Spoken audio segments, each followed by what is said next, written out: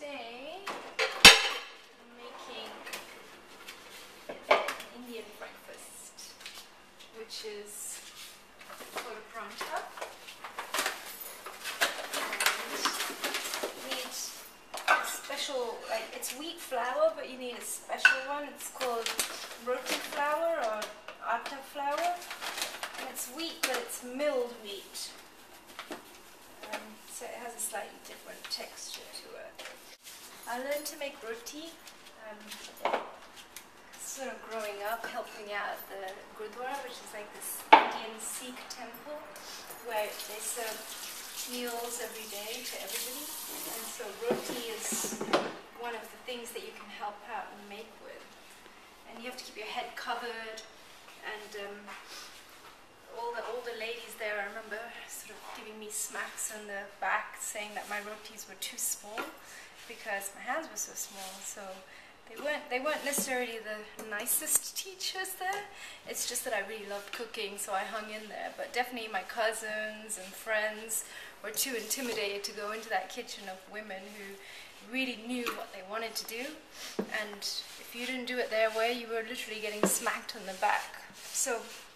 But at least I learned some good techniques from that. So what you can see I'm doing here is just putting together flour and water and just kneading it slowly, because even though it is just flour and water, it takes some practice and skill to get it right. You have to know what the texture should be like.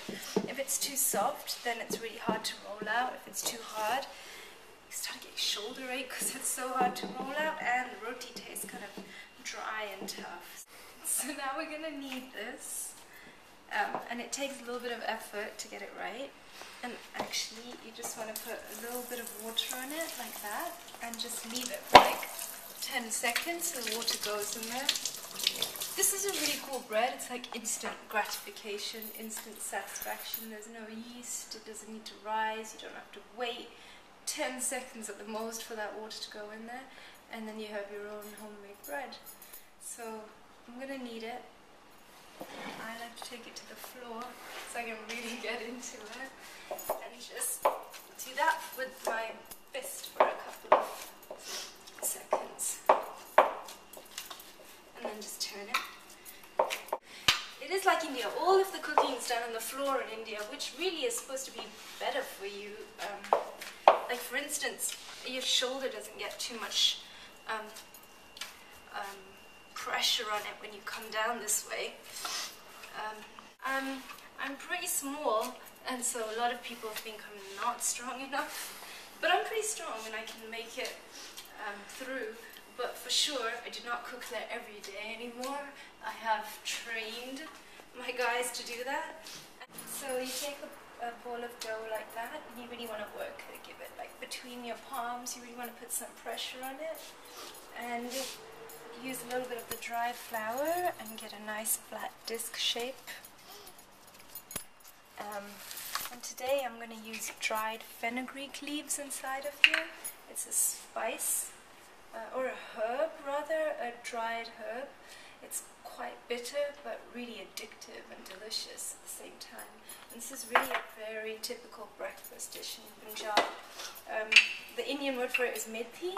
And so Methi Paranthas, even my kids who are young love it, even though it has a bit of a taste to it.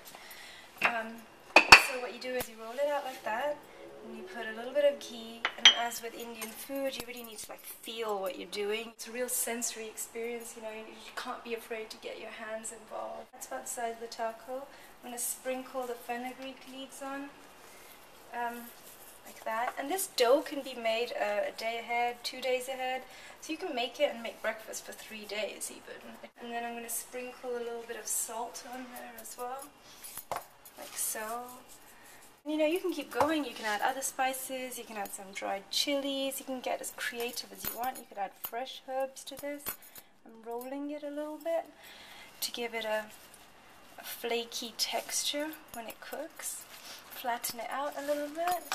And then you need the dry flour, otherwise it gets sticky and difficult to work with. And then you want to get it nice and thin when you roll it. Just like that. So here you go, you've got a nice round shape here.